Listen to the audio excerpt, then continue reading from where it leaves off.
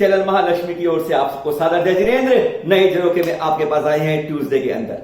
आज का पावन दिन 15वें तीर्थंकर का मोक्ष कल्याण के आज।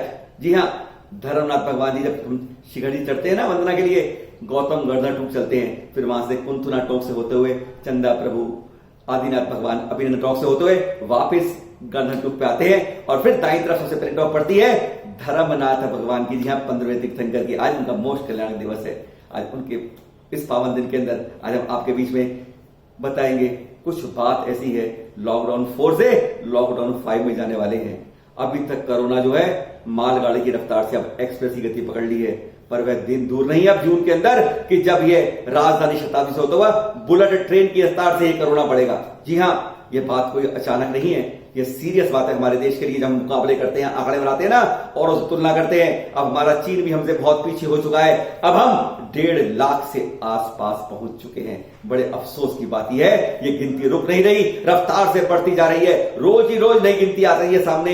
ये खतरनाक बात है। शुद्ध पंचमी है कल।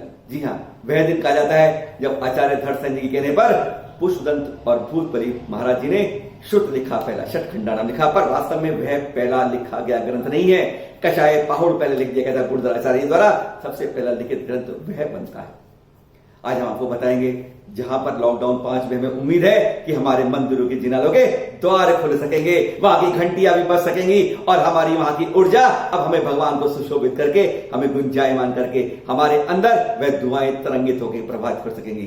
पर हमें सोचना होगा कि वहां पर हम सोशल डिस्टेंसिंग रखें, मास्क पहन के जाएं, दूरियां बना के बैठें, केवल दर्शन करें। अभी पूजा विधि ज्यादा ना करें, सूखी सामग्री लें, जो केवल एक दूसरे प्रसाद करें। हम भीड़ ना बढ़ाएं, एक जाएं दूसरे आए, इस तरीके से मंदिर को बढ़ाएं। पर एक अफसोस की बात, एक दुख की खबर भी आई है।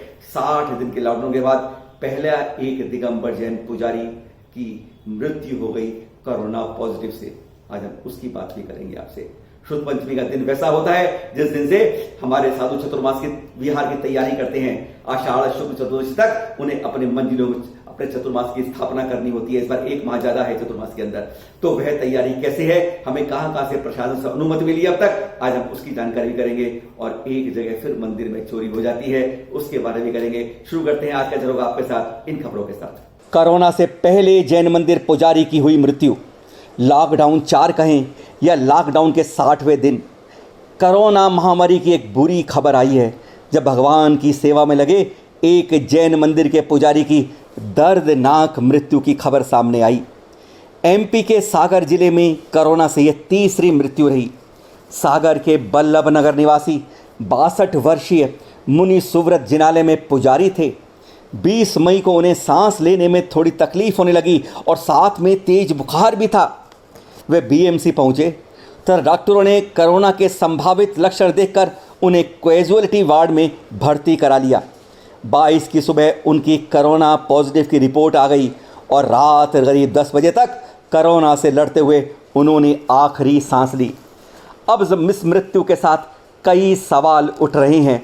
वे रोज मंदिर जा रहे थे और वहाँ 2-4 श्रद्धालु भी नित्य प्रक्षाल आदि के लिए आते थे। अब उन सब श्रद्धालुओं की पहचान होकर तत्काल क्वारंटाइन किया जाना चाहिए। एक बार पुनः दोहरा दें आप सभी को कि अगर आपको बुखार है, जुकाम है, सांस में तकलीफ होती है, यानी कोई भी कोरोना से संबंधित लक्षण का सिम्टम दिखता है तो घर में ही क्वारंटाइन रहें। मंदिर या किसी सार्वजनिक स्थान पर कभी नहीं जाएं। अगली खबर से पहले कुछ आपको बता दें, जैसा आपने देखा है चैनल महालक्ष्मी अब 7 रंगों में आ रहा है, हर रूप में आपके लिए ला रहा है। पर सबसे बढ़िया खास बात जो आपके लिए है, झरोखा के लिए है। जी हाँ, झरोखा में अभी 5, 7, 6 खबरें ले पाते हैं। बहुत लोगों की शिकायत आई है कि हम झरोखा में हर जगह की अधिकतम खबरें क्यों नहीं लेते। बस अब आपसे लिए खुल गया है। फटाफट रूप में झरोखा जो आएगा, अब उसके अंदर कुछ ऐसी खबरें होंगी जो हमें आप लोग भेजते हैं इस व्हाट्सएप नंबर पर। जी हाँ, 9910690823 पर। जी हाँ, इस पर आप अपनी खबरें भेजते रहिएगा। जो भी आप अपने नाम, पते, फ़ोटो के साथ और जो जानकारी देना चाहते हैं उसका वीडियो या फ़ोटो भी साथ भेजिएगा। हम प्रयास करेंगे अधिक से अधिक छोटे छोटे रूप में हर जगह की खबरें, कहीं कोई जाप हो रहा है, कहीं पूजा हो रही है, कहीं विधान हो रहा है, कहीं महाराज आ रहे हैं, कोई खास बात हुई है, कोई भी सूचना है आपकी, हम कोशिश करेंगे फटाफट के अंदर झरोखों के अंत में हम 20-25 खबरें आप लोगों को भेज सकें। आप ईमेल भी कर सकते हैं इनको। आप देखिएगा info@channelmahalakshmi.com और info@दैनिकमहालक्ष्मी.com पर। जी हाँ, आप ये करिएगा। और सुनिए अगली खबर। एक और जैन मंदिर में लाखों की हुई चोरी। जहां 60 दिन से श्रद्धालु मंदिर नहीं जा पा रहे हैं, शहर गांव में आवाजाही लगभग बंद रही है, तो ऐसे में तो पुलिस वालियों के साथ पुलिसिया बर्ताव से वे शिकार भी होते हैं। कभी डंडे पड़ते हैं, कहीं मुर्गा बनते हैं, कहीं और कुछ। 2-4 हाथ पुलिस से करने ही पड़ जाते हैं उन बेचारों को। ऐसे में चोरों ने पुलिस की नज़र से बचते हुए राजस्थान के भरतपुर जिले में के वैर थाना क्षेत्र के गांव सिरस के श्वेतांबर जैन मंदिर में 20-21 मई की रात में सीसीटीवी कैमरों के तार काटकर लाखों की चोरी की। मंदिर में एक पुजारी, एक चौकीदार और एक मैनेजर कार्यरत हैं। बनय सिंह रात में चौकीदारी करते हुए बाहर बेंच पर सो गया और तब चोरों की मानो बनाई। कार्यकारिणी सदस्य सुरेश चंद्र वैद्य ने बताया कि चोर 3 अष्टधातु की मूर्तियां, एक सिद्ध चक्र, चांदी के 3 छत्र, एक मुकुट और दान पेटी तोड़कर लूट ले गए हैं। एक प्रतिमा 14 किलो वजनी है तथा 1.5 किलो की अष्टधातु की 40 वर्ष पुरानी बाकी 2 प्रतियां हुई हैं।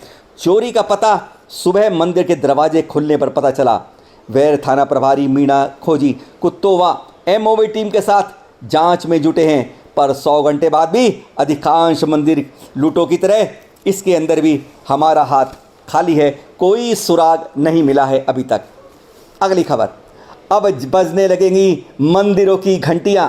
जी हाँ, लॉकडाउन 4 खत्म होने को है और संभवतः तैयारी हो रही है 5वें लॉकडाउन की। ऐसे में उम्मीद की जा सकती है कुछ अच्छी खबर की भी। 70 दिनों के अंतराल के बाद उम्मीद है कि मंदिरों के पाट भी कुछ शर्तों के साथ खुल सकेंगे। जब बाजार में कोरोना से लड़ने की दवा नहीं है, तो ऐसे में दुआएं ही ऊर्जा स्रोत बनेंगी। अब तक इंसानों ने अपने हाथों पर विश्वास किया था, कमरों में बंद रहकर हम जीत लेंगे कोरोना से, पर भगवान पर विश्वास शायद नहीं था। मंदिरालय भी आज जिनालों से पहले खुल गए। राम महावीर की यह जन्म कर्मभूमि आज इन दिनों देखकर बिलख रही होगी। देर से ही सही, इंसानी खोपड़ी में जल्द ही सही रास्ते पर लौट आएगी। इस उम्मीद से फिर मंदिरों के कपाट खुलेंगे और हम भगवान की ऊर्जा से लड़ने की शक्ति मिल पाएगी। इन्हीं आशाओं के साथ फिर भी कई सावधानियां बरतनी होगी। कुछ समय के लिए ये ऊर्जा केंद्र खुलेंगे, यानी पूरे दिन नहीं। ज़्यादा भीड़ मत बनाइएगा, सोशल डिस्टेंसिंग रखिएगा, दर्शन कीजिएगा पूरे निर्मल भावों के साथ और प्रक्षाल केवल परिमार्जन के साथ 2-3 व्यक्ति ही करें।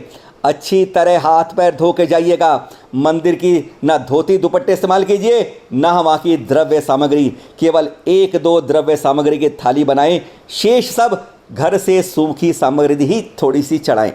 जिनवाणी शास्त्र आदि ना छुएं। हाँ, अभी और सामूहिक आयोजन भी कदापि नहीं करें। साधुओं के विहार के लिए अगली खबर। साधुओं के विहार के लिए एमपी राजस्थान हो गए तैयार, पर बाकी ने अभी भी इंतजार। पर होगा कब तक? देश की कई संस्थानों ने विभिन्न राजकीय प्रशासनिक अधिकारियों से मिलकर मांग की है कि अब साधु संतु चातुर्मास हेतु विहार का उनका समय आ गया है। इसलिए उनके सुरक्षित व सहयोगपूर्ण विहार के लिए उचित व्यवस्थाएं सुनिश्चित की जानी चाहिए। पहले 18 मई को राजस्थान पुलिस से और फिर 22 मई को मध्य प्रदेश से इस बारे में पत्र भी जारी कर दिए गए हैं, पर अभी भी कई राज्यों से इस पर कदम उठाने शेष हैं।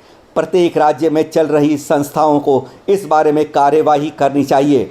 इस बार ज़्यादा पूरी व्यवस्था की बजाय अनुकूल दूर जाने की बजाय अनुकूल पास की जगह पर ही साधु संतों से विनय है कि चतुर्मास कर लें। और हाँ, बिना किसी दिखावे प्रदर्शन के इनका आयोजन इस बार होना चाहिए। लगभग 5000 के लगभग जैन साधु संत हैं जिनका विहार का अब समय आ चुका है। अगली खबर। आचार्य श्री सत्संग पहुँचे चतुर्मास स्थली, कह दें महावीर स्वामी की जन्म स्थली।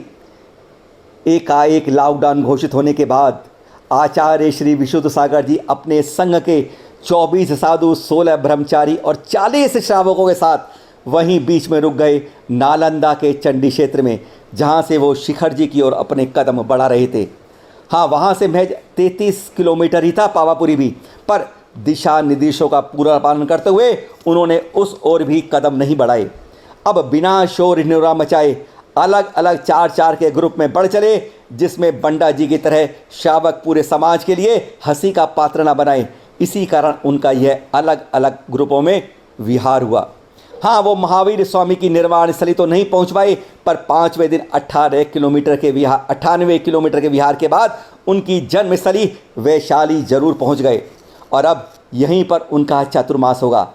22 मई को आचार्य श्री सत्संग यहाँ पहुँचे और पर तब चंद श्रावक ही थे, पर उन्होंने जोरदार अपने भावों से उनका स्वागत किया। अगली खबर, 2 खड़गासन 21 पद्मासन पर मूल प्रतिमा गायब, ऐसा कैसे? जी हाँ, यह है अष्टधातु की प्रतिमा। हैदराबाद के सलमान जंग पुरातत्व म्यूजियम में यह 24वीं मूर्ति है।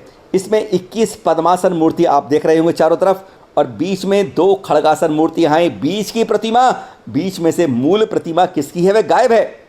जी हाँ, यह अनोखी प्रतिमा संभवतः पूरे देश नहीं, विश्व में एकमात्र प्रतिमा लगती है, जिसमें शायद पहले तीर्थंकर ऋषभनाथ जी भगवान जी को यह समर्पित की हुई है।